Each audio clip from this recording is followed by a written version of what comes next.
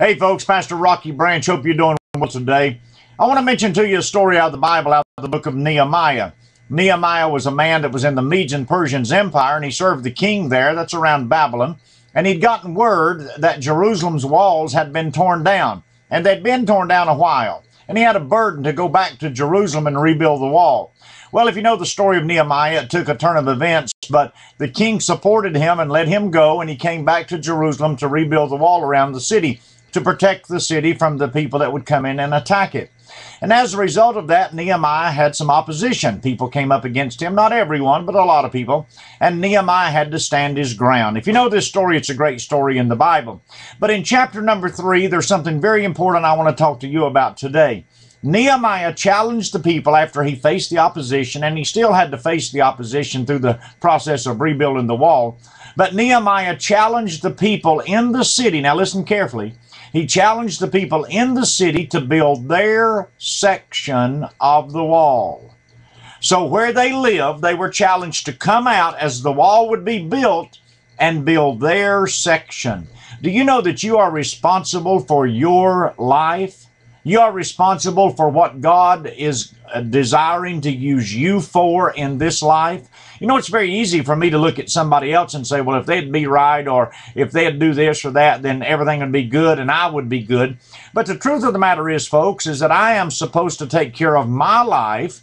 And in Nehemiah's day, he brought everyone out. He brought the goldsmith out. He brought the apothecary out, which is the perfume maker. He brought the masons out. He brought the gardeners out. Everybody where they lived were to come out. And as the wall came around, some 42 sections of the wall, they were to build their part of the wall. And you and I are to do that as well. The old mountain saying where I'm from is, hoe your own garden. Sometimes we lean on our hoe and look at the next man's garden and criticize how he's doing his work instead of us doing our own work. There's another old saying that says, sweep off your own doorstep instead of looking at someone else. You see, the responsibility we have is very important because it's to God first. It's not to anyone else. It's not even to our children or to our wives or husbands. It's to God first. And if I will rebuild the wall, which represents protection, stability, security, if I will rebuild the wall in my life, then I can help those around me, and then I can help those, my neighbors and others that I come in contact with. You see, Nehemiah had a great burden to rebuild the wall of the city, but he could not do it by himself. If each person had not taken the personal responsibility to rebuild the wall in the area where they lived, and then help others as they were rebuilding their wall, then the wall would not have been completed. Let me ask you, how much do you pray for your church? How much do you pray for your pastor? How much do you pray for your choir, your Sunday school teacher? How much do you pray for your friends? Well, I want to tell you, according to the Bible, if you do not take care of you first, you cannot pray for them effectively.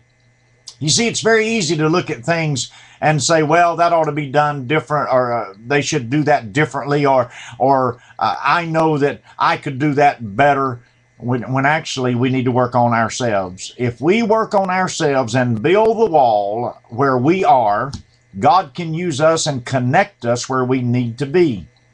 So let me encourage you today, be a Nehemiah.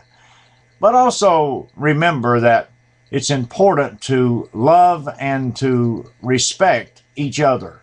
God will make a way for you, but you have to work on you.